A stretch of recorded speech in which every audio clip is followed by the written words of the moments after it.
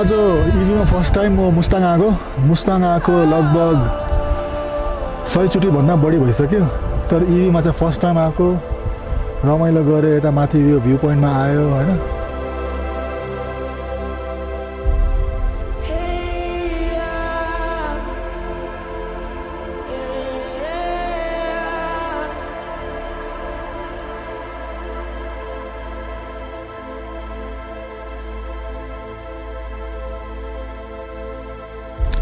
सुटिङहरू गऱ्यो, मजा आयो। अनि यसो बसेर केही गरौँ न। अब त्यो गाडी किनेको पनि लगभग 7 महिना जति भयो।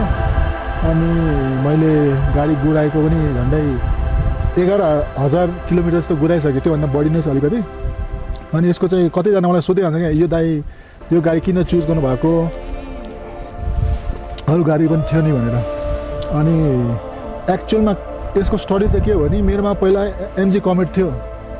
अनि MG कमेट चाहिँ मैले किनेको चाहिँ काठमाडौँको लागि हो। स्कुटर चलाउनुभन्दा MG कमेट चाहिँ एकदमै स्कुटरको बराबर चाहिँ लाग्यो मलाई। एकदम सबै सानो सानो गल्लीमा छिर्ने मजाले, एकदम easy to move around the city. अनि त्यसपछि मेरोमा अर्को ठुलो ट्रक छँदैछ, तर त्यो एकदमै लास्टै ठुलो भयो। अनि मैले यसो सोच्दा कि त्यो ठुलो ट्रक सधैँ चलाउनुभन्दा त कोही बेला एउटा मिडियम साइज चाहियो कि मलाई, कि त एउटा एकदमै सानो भयो कमेट, कि त त्यो ट्रक लास्टै ठुलो भयो। So I did not have, मलाई एउटा बिचौको साइजको चाहिँ गाडी थिएन। अनि मैले यसो रिसर्च गर्दाखेरि चाहिँ मलाई पर्फेक्ट मन परेको चाहिँ यो हो, MG S5।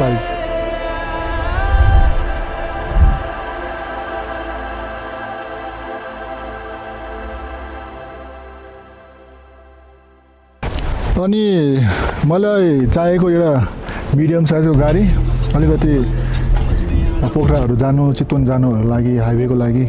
अनि इभी चाहिँ पर्फेक्ट लाग्यो। एउटा त एकदमै कस्ट सेभिङ छ इभी होइन, कम्पेयर टु पेट्रोलहरूमा एकदमै कस्ट सेभिङ छ अलिअलि होइन। लास्ट अब जस्तो मेरो ट्रकमा काठमाडौँ टु पोखरा गरायो भने एक ट्रिपमा मेरो 20-25 हजार पेट्रोल खान्छ। यसले जब 1000 रुपियाँ खान्छ, जानु 500 आउनु 500। सो त्यतिको फरक छ क्या। So this is a very good decision मैले एउटा यो लिएको। अनि यो लिएको कारणहरू चाहिँ के हो, एउटा मेन इनिसियल मन परेको त डिजाइन एकदमै स्पोर्टी लुक छ है। बिसाइड्स अदर ब्रान्ड्सहरूमा मलाई चाहिँ लुक्सको वाइज मन परेको। अनि कतिजनाले सोध्छ दाइ यसको ग्राउन्ड क्लियरेन्समा प्रब्लम छैन भन्छ। हेर्नु, ग्राउन्ड क्लियरेन्समा मलाई के भन्नु छ भने, मलाई चाहिँ अलिकति लो प्रोफाइल, लो ग्राउन्ड क्लियरेन्स नै खोजेको नै हो। किनभने त्यो स्टेबिलिटीहरूको लागि हुन्छ नि, ड्राइभिङ एक्सपिरियन्सको लागि चाहिँ एकदम राम्रो छ। अर्को भनेको यसको रेयर व्हिल। अरू गाडीहरू मैले देखेकोहरू चाहिँ फ्रन्ट व्हिल थियो, यसको चाहिँ रेयर व्हिल। त्यसमा पनि एकदमै ड्राइभिङ एक्सपिरियन्स एकदम राम्रो छ। अनि अर्को कुरा चाहिँ, मैले कहिले लाइफमा सनरुफ गाडी चाहिँ चलाएको थिएन। त्यो जोसमा एउटा सनरुफ पनि अप्सन थियो, अनि लियो। तर किनिसकेपछि चाहिँ कहिले चलाउनु थाहा पाइनँ क्या। यो 7-8 महिनामा कहिले पनि चलाउनु पाइनँ। तर मुस्ताङमा आएर चाहिँ अब कि त एकदमै राम्रो हावाहरू होइन, सफा हावा, धुलोसुलो केही नभएको। अनि त्यति बेला चाहिँ बल्ल मलाई अलिकति काम लाग्यो सनरुफ खोल्नु, न त खासै खोलेको थिएन। अनि अरू त्यही हो, स्पेसियस, एकदम भित्र स्पेसियस छ, भेरी कम्फर्टेबल। अनि जति जे चाहिने बेसिक कुरा सबै छ। 360 क्यामेरादेखिको लिएर यसको अटो पाइलट पनि चलाएको छ, तर खासै कहिले चलाउनु थाहा छैन। अनि यसको अर्को कुरा के राम्रो छ भने, अफ रोडमा हिल डिसेन्ट कन्ट्रोल छ क्या। त्यो ब्रेक थिचिराख्नु पर्दैन, जस्ट हिल डिसेन्ट गरेपछि त्यो आफैले कन्ट्रोल गर्दै बिस्तारै लान्छ। त्यो एकदमै हेल्पफुल छ, त्यो चलाएको छु। स्पेसियस छ, सबै छ। अरू त मलाई खासै त्यो प्रब्लम लागेको छैन। सर्भिस 2-3 चोटि गरिसकेँ, अनि सर्भिस सेन्टरमा पनि प्रब्लम लागेन। बिहान दियो, बेलुकासम्म दे गिभ इट ब्याक। अनि ग्राउन्ड क्लियरेन्समा त हो त्यो पार्किङ लटहरूबाट निस्किँदाखेरि, अन्डरग्राउन्डहरूबाट निस्किँदाखेरि छस्स छुन्छ। जे गरे पनि गाडी जे गरे पनि छुने नै हो क्या। अब ऱ्याप्टरहरूमा, मेरो ट्रकमा पनि अफ रोड गर्दा छुन्छ। यो यिनीहरू पनि छुन्छ। अलिकति केयरफुल चाहिँ हुनुपर्छ। अर्को राम्रो कुरा छ, इन्डिपेन्डेन्ट सस्पेन्सन छ।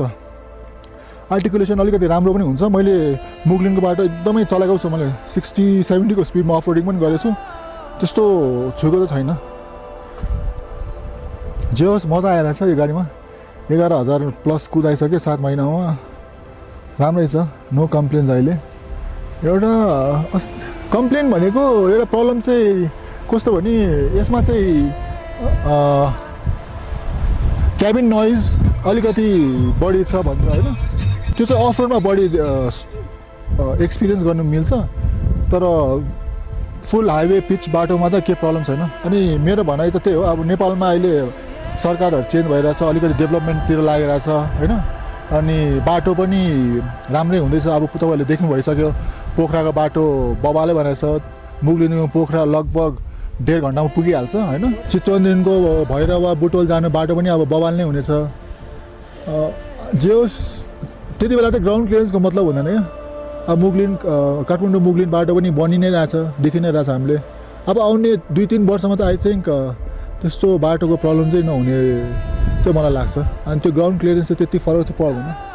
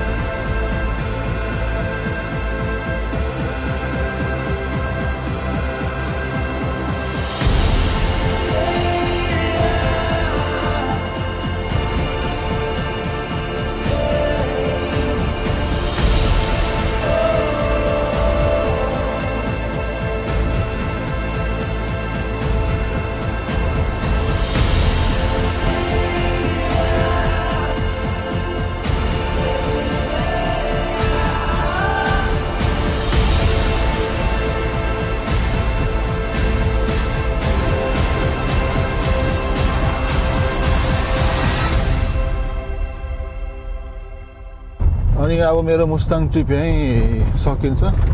अब घर फर्किने टाइम पनि भइसक्यो। यो फर्केर MG S6 पनि आएको रहेछ, त्यो पनि मलाई एकताल हिँड्नु मन छ क्या। बाहिरबाट हेर्दा कि एउटै देख्छ, तर भित्रको पर्फर्मेन्स वाइज ब्याट्री मैले पावर अलिक बढी छ भने सुनेको छु, ब्याट्री पनि अलिक राम्रो छ भने सुनेको छु, त्यसको फिल पनि हेर्नु मन छ कि। अब मैले यो S5 चाहिँ एक्सपिरियन्स गरिसकेँ मजाले होइन, 11,000 किलोमिटर गुराएर 7 महिनाभित्र। अब त्यो चलाउँदाखेरि मलाई डिफ्रेन्स चाहिँ मजाले थाहा हुन्छ क्या, कतिको फरक रहेछ। कि त हिजो वर्ड अपग्रेडिङ भनेर अब चाहिँ दामी नै छ भने पनि थाहा हुन्छ क्या कतिको फरक रहेछ भनेर। सो अब त्यही भनेर अब यो भिडियो चाहिँ अन्त गरिदिन्छु म होइन। अब नेक्स्ट टाइम अब कहिले हुन्छ फेरि आउँला हामी।